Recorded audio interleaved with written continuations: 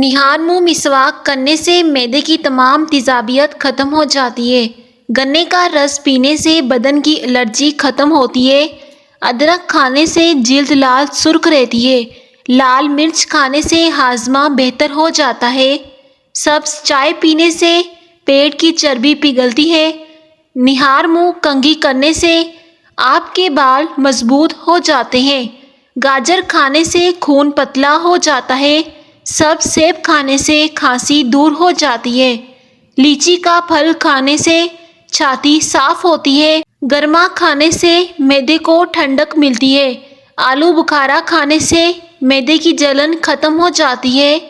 آلو ابال کر کھانے سے عمر میں کمی ہو جاتی ہے۔ انڈے ابال کر کھانے سے ناک کھل جاتا ہے۔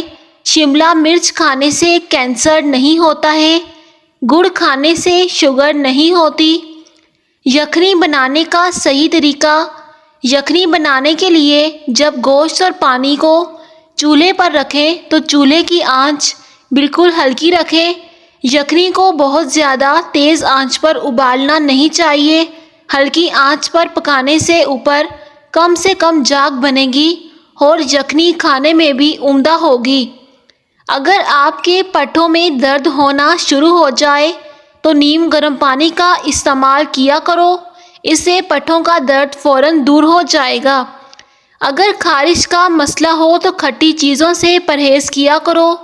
اگر آپ کے جسم میں کمزوری ہو جائے تو آپ دار چینی کا استعمال کیا کرو۔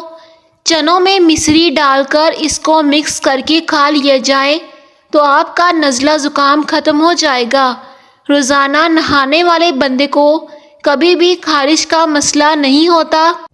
زیر ناف بالوں پر لیموں لگا کر صاف کرو، آسانی سے اتریں گے۔